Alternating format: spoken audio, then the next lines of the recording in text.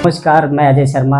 आइए देखते हैं आज की सबसे बड़ी खबरें। 2030 का भारत, 2030 के भारत को लेकर हम लगातार चर्चाएं करते आ रहे हैं, लगातार नए नए चेहरों से चर्चा करते आ रहे हैं, लेकिन मुद्दे हमारे हर बार वही होते हैं कि आखिर कैसा होगा 2030 का भारत। गरीबी, भुखमरी और शिक्षा, इन तीन प्रमुख मुद्दों को लेकर हम बात करते हैं। और जो सपना 2030 को लेकर देखा गया है, वो सपना किस दिशा में चल रहा है, किस तरह से साकार होगा, इन तमाम चीजों पर चर्चा करते हैं। आज भी हम इन्हीं मुद्दों पर चर्चा करेंगे। हमारे साथ आज जो गेस्ट मौजूद है उनके बारे में बता दूं कि हमारे साथ तारिक खान जी मौजूद है, समाजवादी पार्टी के प्रवक्ता है और कई जगह पर बेबाकी से अपनी बातें रख चुके हैं। तो उम्मीद करते हैं कि आज यहाँ पर भी आप बड़ी बेबाकी से अपनी बातें रखेंगे। सबसे पहले तो सर आपका बहुत बहुत स्वागत है। ठीक, तो सर क्योंकि 2030 के भारत का एक सपना लेकर हम चल रहे हैं और बड़ी ही उम्मीदों के साथ चल रहे हैं कि 2030 में भारत देश की जो तस्वीर है वो कुछ और दिखाई दे, और ज्यादा बेहतर और ज्यादा अच्छी दिखाई दे।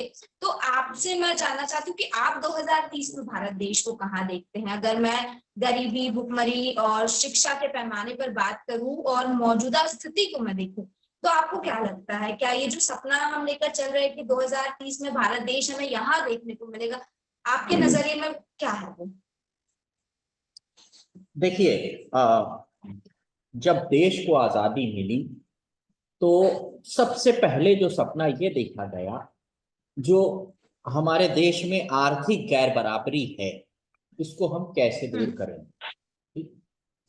इसी को ध्यान में रखते हुए लोहिया जी जैसे समाजवादी नेताओं ने तमाम अपने विचार रखे, ठीक है।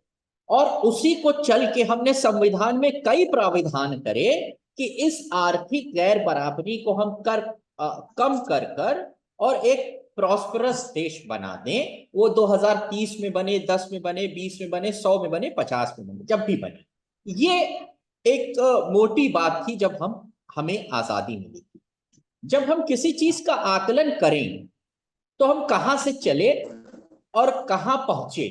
अब जब हम आकलन करते हैं तो आजादी के समय में भी देश की संपत्ति पर 1% जो अमीर लोग हैं उतना कब्जा नहीं था अंग्रेजों के टाइम में जितना अभी।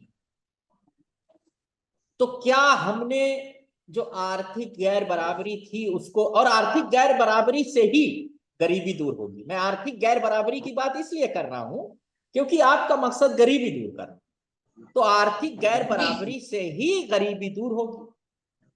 अब गरीबी हम कहां से चले थे और कहां पहुंचे, तो हम अभी कहां पर हैं और हमें क्या क्या करना, ये सबसे अहम मुद्दे होने चाहिए जिसपे हमारा फोकस होना चाहिए। अब होता क्या है कि हमने कह दिया हम $5 ट्रिलियन इकोनॉमी बना देंगे या $100 ट्रिलियन इकोनॉमी बना देंगे, लेकिन क्या जिस मकसद के साथ हमने आजादी ली थी उसको हमने पा लिया? उसका आकलन कब होगा, उसका सर्वे कब होगा? नहीं होता। 2018 में जो इंडियन स्टैटिकल ऑर्गेनाइजेशन है उसने एक डाटा रिलीज करना चाहता था। वो 2018 में चुनाव से जस्ट पहले वो डेटा ये बता रहा था कि भारत में 40 साल के दौर में अनएम्प्लॉयमेंट सबसे ज्यादा है। 2018 की बात है। सरकार ने उस डेटा को रिलीज करने से रोक दिया। उसी टाइम पे 2 अधिकारियों ने इस्तीफा भी दे दिया क्योंकि ये डेटा रेगुलर, जो इंडियन स्टैटिकल ऑर्गेनाइजेशन है वो लगातार इन डेटाओं को रिलीज किया करता है। डेटा क्या है? डेटा एक पिक्चर है जो बताता है हम कहां पर हैं। नहीं रिलीज होने दिया, उन 2 अधिकारियों ने इस्तीफा दिया। 18 और चुनाव के बाद 19 में जब मोदी साहब जीत गए तो उस डेटा को रिलीज करने दिया गया। मेरा बताने का मकसद यह है कि हम मान लेते हैं, हम कहते हैं कि हम $5 ट्रिलियन इकोनॉमी बनाएंगे, तो हमें यह भी देखना चाहिए कि हमने भूखमरी कितनी दूर की। अब मोदी सरकार ने कह दिया कि हमने 25 करोड़ लोगों को गरीबी रेखा से बाहर निकाला। गरीबी रेखा ही पे मेरा सवाल है, क्योंकि हमारी जो गरीबी रेखा है वो मुझे समझ ही में नहीं आती। क्योंकि हम ये कहते हैं कि शहरी क्षेत्र और ग्रामीण क्षेत्र में 1,000 रुपए और 1,200 रुपए जो कमाता है उसके जी। ऊपर जो कमाने लगेगा वो गरीब नहीं रहेगा। और ये सवाल मेरा सभी सरकारों से, वो मैं रेखा आपसे हमेशा से बनती रही। एक चीज जानना चाहती हूँ तारिक खान जी, कि आपके नजरिए से आप गरीबी को क्या समझते हैं? क्योंकि देखिए पार्टियां अपने हिसाब से गरीबी बना देती हैं। जैसे आपने बताया कि शहरी क्षेत्र में 1,200 रुपए का जो आपने एक एग्जाम्पल दिया, तो इसमें गरीबी को हम कैसे एनालिसिस उसका कर सकते हैं कि ये पर्टिकुलर कैटेगरी जो है ये गरीबी दर में आती है, और इसको मिटाने के लिए हम क्या कर सकते हैं? देखिए पिछला जो भी हुआ, और आप देख ही रहे होंगे, गरीबी भुखमरी शिक्षा पे कोई भी ऐसे सवाल खड़े करते, कोई भी मीडिया ऑर्गेनाइजेशन की मैं बात कर लूं या किसी भी नेता की बात कर लूं, कोई भी इस पे ध्यान नहीं दे रहा है। हालांकि लक्ष्य आपको दिख रहे होंगे 2030 के मिले हुए हैं, लेकिन गरीबी, भुखमरी और शिक्षा, ये तीन ऐसे लक्ष्य हैं जो बहुत इंपॉर्टेंट है, बहुत बेसिक हैं। एटलीस्ट ये तीन लक्ष्य जो है वो किसी भी देश में होने चाहिए, पूर्ण होने चाहिए, ये स्ट्रॉन्ग होने चाहिए। लेकिन भारत देश में यही सबसे ज्यादा वीक है। तो मैं आपके नजरिए से जानना चाहती हूँ कि आप गरीबी को कैसे समझते हैं? और अगर मैं उत्तर प्रदेश की बहराइच की बात करूं, तो अभी फिलहाल की क्या स्थिति है, और क्या लगता है आपको 2030 तक बहराइच कैसा बन जाएगा, कैसे? क्योंकि आप वहां से बिलोंग करते हैं, इसलिए सबसे पहले मैं वहां की बात करूंगी आपसे। नीति आयोग ने जब भारत के कुछ टॉप बैकवर्ड जिलों का नाम लिया तो उसमें हमारे डिस्ट्रिक्ट का नाम है। टॉप बैकवर्ड जिले in terms of education, in terms of prosperity of life. उसमें 2-4 डिस्ट्रिक्ट हैं। उसमें जैसे हमारा पास का डिस्ट्रिक्ट एक श्रावस्ती है, जैसे उसमें बहराइच डिस्ट्रिक्ट है जहां से मैं तो इसका मतलब यह है कि हम वहां से आते हैं जहां गरीबी एक बहुत बड़ी समस्या है। करेक्ट। अब इस प्रॉब्लम को हम एड्रेस कैसे करेंगे, आप समझिए बात। जैसे हमारे पास डेटा तो होना चाहिए। सेंसस कब हुआ था? 11 में, है ना? हुआ उसके बाद नहीं हुआ। We don't have data, we don't have data. We on the basis of assumption. जब मंडल कमीशन की रिपोर्ट लागू होती है तो 2031 की जनगणना पे लागू हो जाती है, on the basis of assumption. We don't have data ma'am, हमारे पास डेटा नहीं, अभी भी हमारे पास डेटा नहीं। अब मैं कह रहा हूं कि अगर हम पूछें आपसे कि कितने लोग गरीब हैं, नहीं बता पाएंगे। मोदी साहब कुछ कह देंगे कि हमने 25 करोड़ लोगों को गरीबी से निकाल लिया। अनइक्वालिटी इंडेक्स कुछ और कह रहा है, आईएलओ की रिपोर्ट कुछ और कह रही है, हंगर इंडेक्स दुनिया का कुछ और कह रहा है 121 देशों में आपकी हालत 107वें 111वें नंबर पे रहती है। तो किस चीज को मान लें?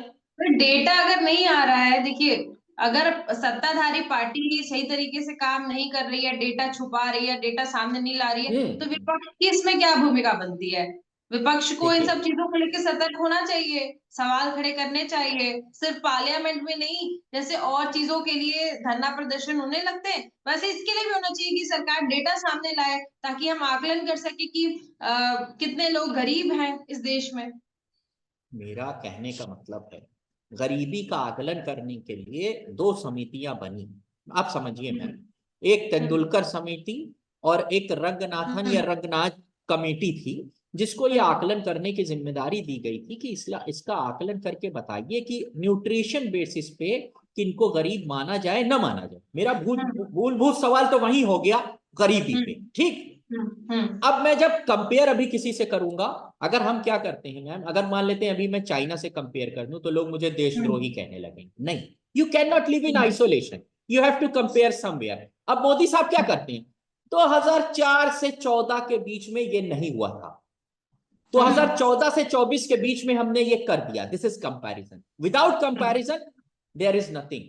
2020 में चाइना ने कहा कि हमने अपने देश से भूखमरी खत्म कर दी। कब कहा मैम?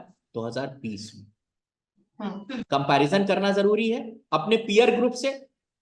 पीयर ग्रुप मतलब एक तरीके की कंट्री, इंडिया, ब्राजील, चाइना, इनको एक तरीके की कंट्री कहेंगे। 1975 में दोनों लोगों का पर कैपिटा इनकम सेम था। अभी आपको पता है कितना है?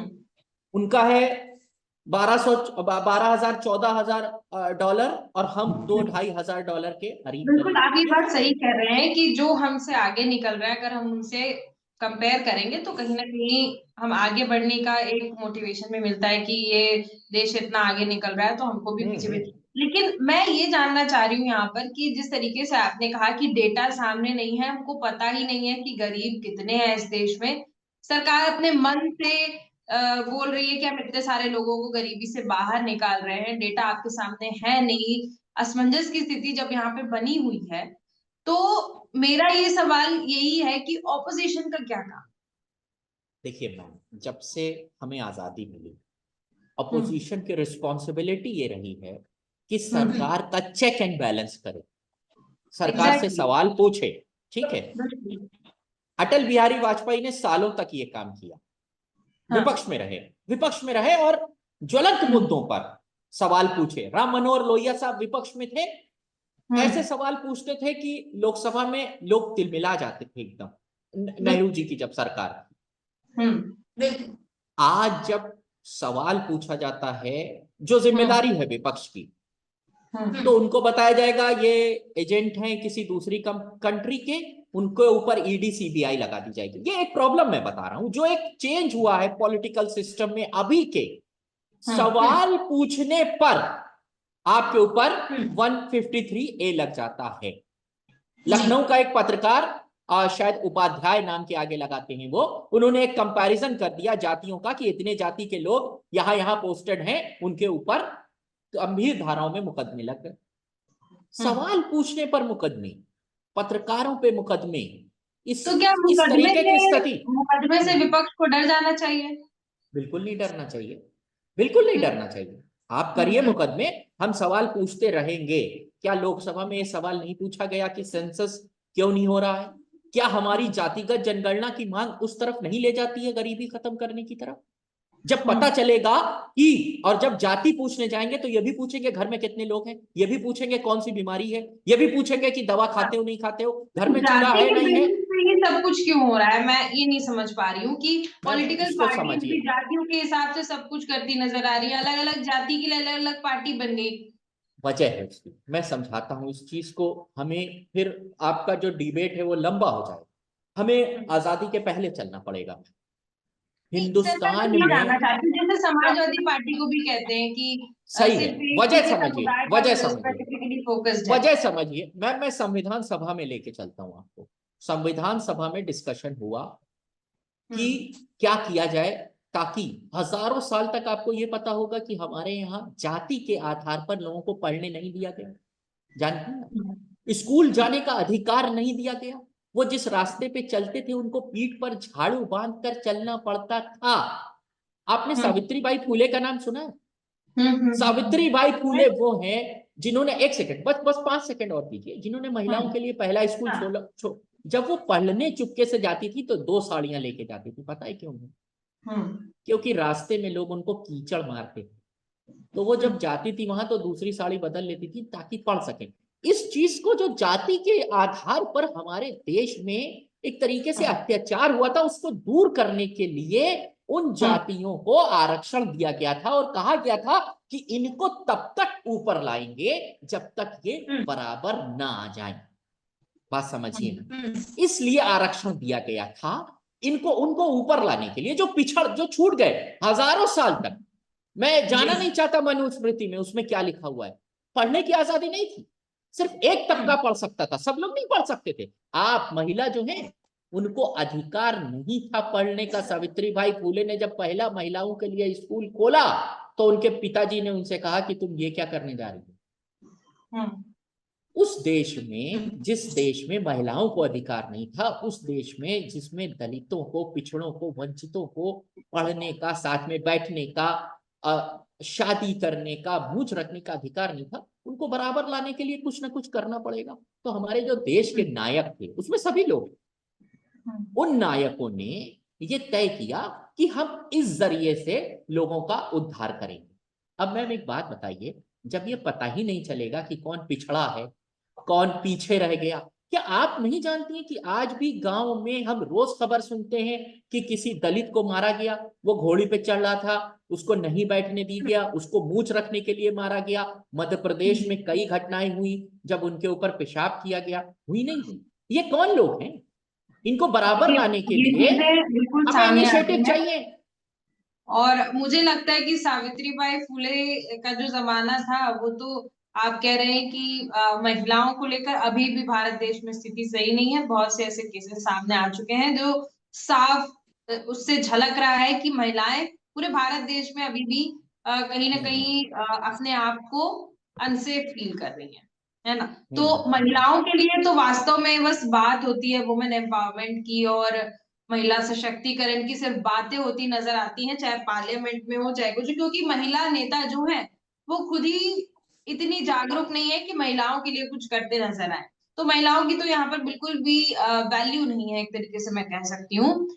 दूसरी चीज ये मैं आपसे ये जानना चाह रही हूँ कि उत्तर प्रदेश की फिलहाल की स्थिति जो है अभी, योगी आदित्यनाथ का एक स्टेटमेंट आया हुआ है 2 दिन पहले का ही, कि वो साल भर में उत्तर प्रदेश से पूरी गरीबी हटा देंगे, यानी शून्य गरीबी हो जाएगी उत्तर प्रदेश में। तो फिलहाल के स्टेटस को देखते हुए आपको क्या लगता है, क्या उनका ये दिया हुआ स्टेटमेंट या उनकी कही हुई बात क्या वास्तव में एक साल में उत्तर प्रदेश, क्योंकि उत्तर प्रदेश जैसे अगर स्टेट में एक साल में गरीबी खत्म हो सकती है तो बहुत अच्छी बात है। अब मैं इस पे क्या ही कहूं मैम। इन्होंने मैं आपकी अनएम्प्लॉयमेंट मैं जवाब इन्होंने चाहती हूँ फिर आपका। इन्होंने अनएम्प्लॉयमेंट बता दिया यूपी में 2.7% है। यूपी में कांस्टेबल की भर्ती हुई, 60 लाख लोगों ने फॉर्म भर दिया और अनएम्प्लॉयमेंट रेट 2.7%। अब आप सोचिए ये मतलब कैसी विचित्र परिस्थिति है। आप कभी उत्तर प्रदेश आइए, मैं यही रहता हूं, मैं आपको स्थिति दिखाऊंगा।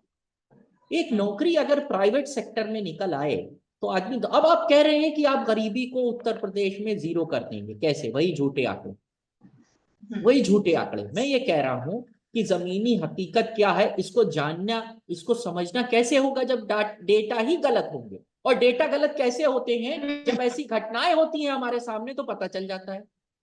अब आपने कह दिया यूपी में, आप पता है ये क्या कहते हैं, अनएम्प्लॉयमेंट रेट 2% है। तो ये 60 लाख लोग कौन है? 60 लाख लोग कौन है जो मतलब फॉर्म कुल भर देते हैं? मिलाकर राजनीतिक पार्टियां जो है वो जनता को बेवकूफ बना रही हैं, हम ये मान के चलते हैं। मैम देखिए, मेरा कहने का मतलब है कि राजनीतिक पार्टियां बेवकूफ बना रही हैं ये नहीं कहूंगा मैं। मैम देखिए बना रही है प्रॉब्लम सर, को, देखिए ना, लोगों को बेवकूफ आपस में तो वो सब समझ रहे हैं, आपस में राजनीतिक एड्रेस, पार्टियां सब समझ रही हैं कि वो क्या कर रही है, लेकिन जनता यहाँ पर जो है उस वो असमंजस में फंसी हुई है कि हम करें क्या। हम इधर वोट दे रहे हैं तो भी वही हाल है, इधर वोट दे रहे हैं तो भी वही हाल है, चुने किसको? तो कुछ दिन में तो फिर वैसा ही हो जाएगा कि वोट भी नहीं देंगे लोग। भारत जैसे बड़े देश में मैम देखिए ये तो वाकई में चैलेंजिंग होता है किसी भी सरकार के लिए स्थितियां ठीक करना। इस बात को मैं मानता हूं, किसी की भी सरकार हो, हमारी सरकार हो या, लेकिन देखिए आप किस रास्ते पे चल रहे हैं। हम लोहिया जी के रास्ते पे चल रहे हैं, हमें बराबरी लेके आनी, हम कैसे करते हैं हमारा रास्ता है। आपने, आप क्या कहते हैं? आप कहते हैं कि हम मंदिर बनाएंगे कुछ भी हो जाए।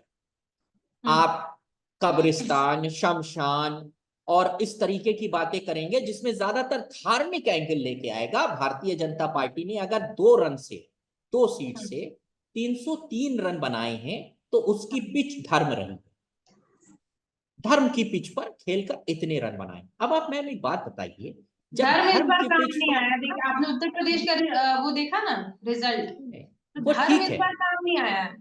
इस बार नहीं आया, मगर उनकी राजनीति केंद्रित वहीं पे है, वहीं पे है, वहीं अब पे है। हो सकता है उत्तर प्रदेश के रिजल्ट के बाद उनका जो रुख है किसी और तरफ बदल जाए, क्योंकि उन्होंने देख लिया कि उत्तर प्रदेश के लोग जो हैं नहीं इतने बदला, बेवकूफ नहीं है। नहीं बदला, नहीं बदला। आप देख लीजिए उसके बाद भी जो उनका द्वेष है धर्म के प्रति। जब हम शपथ लेते हैं तो शपथ में सीधे सीधे कहते हैं कि जाति और धर्म के नाम पर हम किसी से भेदभाव नहीं करेंगे, शपथ में लिखा होता मुख्यमंत्री की। गोमती नगर में एक घटना होती है, मुख्यमंत्री खड़े होते हैं, 16 लोग एक महिला को छोड़ते हैं, जघन्य अपराध करते हैं, 2 लोगों का नाम लेते हैं। लोग। सर यहां से आपकी आइडियोलॉजी पता चल जाती है कि आपकी अप्रोच आगे भी किधर रहेगी। आपकी अप्रोच धर्म पर है और हमारी अप्रोच सीधी सी है कि हम किसी तरीके से चाहते हैं कि ये जो असमानता है वो खत्म हो जाए। गरीब अमीर की जो असमानता है वो ब्रिटिश सरकार में भी इतनी ज्यादा नहीं थी। ब्रिटिश सरकार में 1% लोगों के पास भारत की 20% संपत्ति का कब्जा था। इस वक्त उस 1% लोगों के पास भारत की 50 से 60% संपत्ति पे कब्जा है। ये वर्ल्ड अनइक्वालिटी फोरम की रिपोर्ट जानना कहती चाहती है। हूँ आपसे। ठीक, बिल्कुल सर, एक चीज जानना चाहती हूँ। आपने कहा कि आप लोग ये चाहते हैं कि जो ये असमानता है वो खत्म हो जाए किसी तरह से। एक चीज जानना चाहती हूँ कि अगर आप लोगों को मौका मिलता है, ठीक है, तो किस तरह से आप इस असमानता को खत्म करेंगे? क्योंकि ये असमानता जो है वो 8 सालों से ये असमानता चली आ रही है और कहीं ना कहीं देखा है कि बढ़ती जा रही है, और इसी के ऊपर तमाम राजनीतिक पार्टियां अपनी राजनीति कर रही है, वोट हासिल करने की कोशिश कर रही है, राजनीति कर रही है। तो फिर ये असमानता कैसे खत्म होगी? कैसे, अगर आपको मौका मिलता था आप कैसे? हमेशा बढ़ी नहीं। ये असमानता आजादी से पहले 20% थी, फिर बीच में घटी, 80 के दशक में 6% हुई, अब फिर से बढ़ गई है। पहली बात। दूसरी बात मैं ये कह रहा हूं कि घंटों में सालों में नहीं कम हो सकती, बड़ा लंबा अंतराल लगेगा। एक विजन की जरूरत है। वो विजन क्या होगा? विजन सीधा सीधा होना ये चाहिए कि ये जो आर्थिक समानता है कैसे दूर होगी। सामाजिक समानता लेके आएंगे, सामाजिक समानता लेकर आएंगे तो आर्थिक समानता भी दूर हो जाएगी। सामाजिक समानता का जब हमने रास्ता बताया और सरकार से कहा कि ये ABCD 10 स्टेप्स हैं जिसकी शुरुआत आप जातिगत जनगणना से करिए, सरकार ने पार्लियामेंट में मना कर दिया कि हम जातिगत जनगणना नहीं कराएंगे। तो सामाजिक असमानता जो रही है भारत में, जब वो दूर होगी तभी आर्थिक समानता आएगी। इस बात को लोहिया जी ने उस जमाने में कह दिया था। मेरा अब मैं ये जातिगत कह रहा जनगणना हूँ, के लिए एक सवाल है सर आपसे। जातिगत जनगणना करा के एक बहुत सॉलिड सा मुझे प्रॉफिट बता दीजिए कि अगर जातिगत जनगणना हो गई तो भारत देश की तस्वीर बदलने में जातिगत जनगणना का 10% भी अगर हाथ। जैसे मैम, हमें पहले तो ये मान लें कि हमारे देश में जाति के आधार पर भेदभाव हुआ। उसके बाद हमें ये चिन्हित करना है मैम कि ये जाति के लोग हैं, और वहां पर जब हम जातिगत जनगणना करेंगे तो सिर्फ उनकी जाति नहीं पूछेंगे, उनकी आर्थिक स्थिति, उनकी एजुकेशनल स्थिति, उनकी बीमारी की स्थिति, इन तो सब जाति ना चीजों हो। का। एक सेकंड, बस बस बस बस 10 सेकंड दीजिए, साबित कर देता हूं मैम, आपके हर सवाल का जवाब दूंगा। उसके बाद हम क्या करेंगे? अकॉर्डिंगली पॉलिसी फ्रेम करेंगे। That's why I have said without data we can not do anything. To process or to frame a policy, we need data. And where are those data? That data on the basis of caste, because society is divided on the basis of caste for even more than 5,000 years. उस data को जब हम collect करेंगे, ma'am सुनिए बात सुनिए, तो हम ये जान जाएंगे मैम कि ये लोग हैं। अब जब हम अपनी पॉलिसीज में चेंजेस करेंगे तो उनकी जो सोशल स्टेटस है, इकोनॉमिक स्टेटस है। अच्छा एक बात बताइए मैम, दलितों को आरक्षण दिया गया, किस लिए दिया गया? ताकि उनका एक रूट बनाया गया कि आरक्षण से उनका जो स्टेटस है अपलिफ्ट हो जाए। ऐसे ही जब आज है मान रहा हूं मैं, इसीलिए मैं कह रहा हूं कि जब जाति के हिसाब से जनगणना होगी, और सिर्फ जनगणना नहीं, हम जाएंगे पूछेंगे नहीं तुम्हारी जाति क्या है, हमने कहा मुसलमान है, ये नहीं पूछना मैम। उनकी n नंबर्स ऑफ फैक्टर्स, आपके घर में कितने लोग हैं, आपकी प्रजनन दर क्या है, आपकी एजुकेशन स्टेटस क्या है। वही मैंने आपसे बोला ना कि जनगणना अलग चीज होती है और जाति के आधार पर जनगणना अलग चीज होती है। अगर जाति के आधार पर जनगणना पे फोकस किया जा रहा है, इट टोटली मीन्स कि किसी भी राजनीतिक पार्टी को ये जानने की कोशिश करना है कि इस राज्य में ST SC OBC के लोग कितने हैं, जनरल कितने हैं, हिंदू कितने हैं, मुसलमान कितने हैं, ताकि उस हिसाब से वो अपने आगे की चुनाव की प्रक्रिया, चुनावी तैयारियां जो है उस हिसाब से करते नजर आए। ठीक है, ये होता है फोकस, मेजर फोकस होता है, क्योंकि राजनीतिक पार्टी अब अगर मैं देखूं तो लोगों से इमोशनल कनेक्ट नहीं हो पा रही। कहीं ना कहीं यहाँ पर लैग कर रही है। इस वजह से देखिए ऑपोजिशन की मैं बात बार बार इसलिए खड़ा करती हूँ कि अगर सत्ताधारी पार्टी कोई भी कुछ ऐसी गलत गतिविधियां करती नजर आ रही है तो पूरी की पूरी जिम्मेदारी, it's a responsibility of the opposition parties to protest against those parties. जो सत्ताधारी पार्टी है उसके अगेंस्ट आपको खड़ा होना पड़ेगा, जो कि नहीं खड़ी हो पा रही। आप डर रहे हैं केस से, मुकदमे से, तो ये सारी चीजें राजनीति में तो होती रहेंगी, लेकिन लोगों का हित नहीं होता दिख रहा है।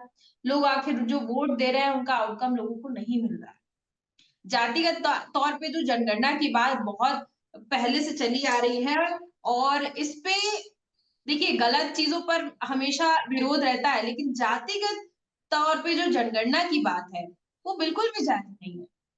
सिर्फ और सिर्फ पॉलिटिकल पार्टी अपने प्रॉफिट के लिए कि हमको इससे क्या मिल सकेगा, इस आधार पर जातिगत जनगणना करवाने के लिए आगे दिख रही है। बाकी लोगों का इससे कुछ नहीं होने वाला है, ये लोगों को भी पता है। अब आप इससे एग्री नहीं करेंगे क्योंकि आपकी नहीं पार्टी को भी जातिगत जनगणना चाहिए, इसलिए आप नहीं इससे नहीं, एग्री नहीं करते नजर आएंगे।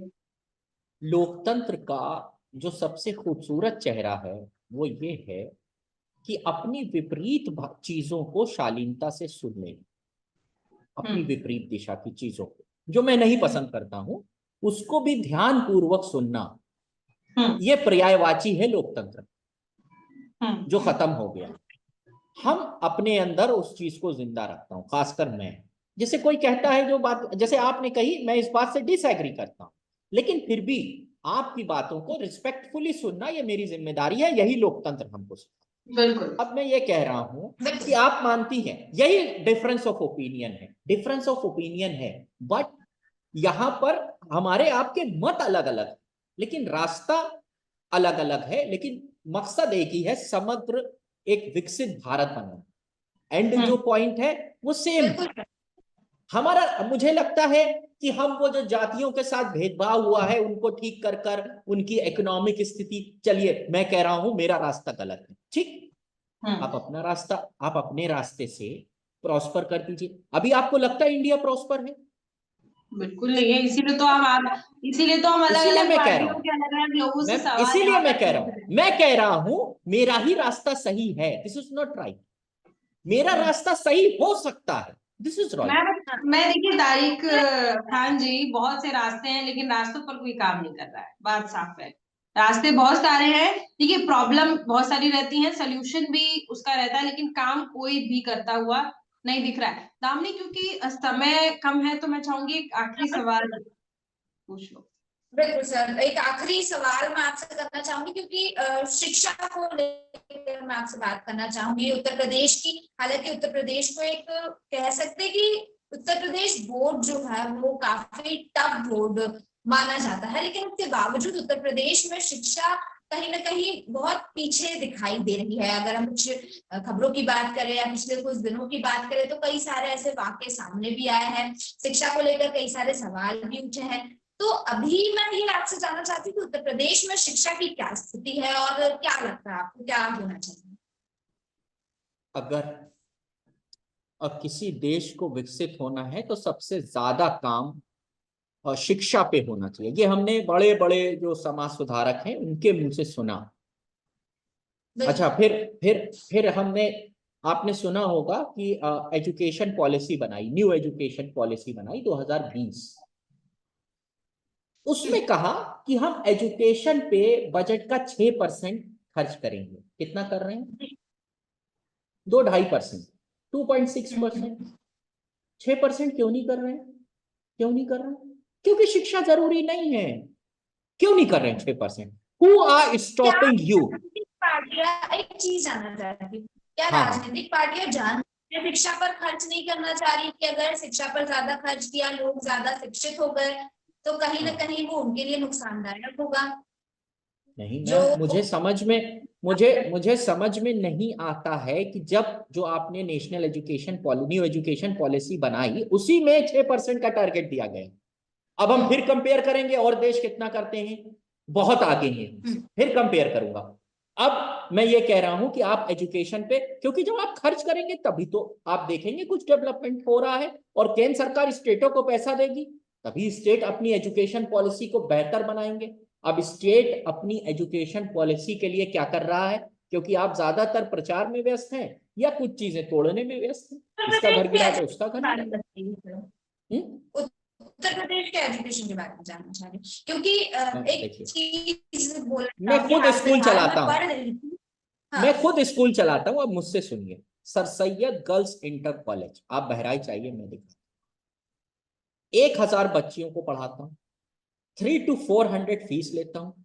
तकरीबन 20% बच्चियों की फीस जीरो कर देता हूँ, zero. I show you, come to Bahraich, send somebody or do a research.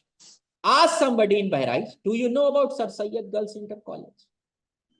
तो मैं ये कह रहा हूं कि मेरा contribution towards the society, not because, not to earn something. I'm not earning anything from that. Zero, no profit, no loss. No profit, no loss. Everything invested in the school. I'm about to build a degree college as well. About to build. मैं बनाने जा रहा हूँ degree college भी, वहां भी fees हम ऐसा ही लेंगे। Tell me a school who is charging 400 rupees in intermediate school. I don't know. मैं अपने डिस्ट्रिक्ट में तो किसी स्कूल का नाम नहीं जानता हूँ। मेरे हिसाब से तो शिक्षा फ्री हो जानी चाहिए सर। उसके लिए सरकार को बजट 6% करना पड़ेगा, वहीं से शुरू किया था मैंने। समाजवादी पार्टी अगर आ गई तो फ्री हो जाएगी। समाजवादी पार्टी की जो आपकी वैल्यूएबल एडवाइस है, इसको राष्ट्रीय अध्यक्ष जी के सामने रखना मेरी जिम्मेदारी है। यही कहता हूं कि जब हम डिस्कशन के लिए आएंगे तो हमको एजुकेशन फ्री कर देनी चाहिए, फ्री कर देनी चाहिए। मैं इस बात का बिल्कुल पैरोकार हूं, क्योंकि जब अगर हम सत्ता में आते हैं और हम आज बड़ी बड़ी बात कर रहे हैं और कल हम सत्ता में आते हैं तो क्या करेंगे, सवाल होना चाहिए।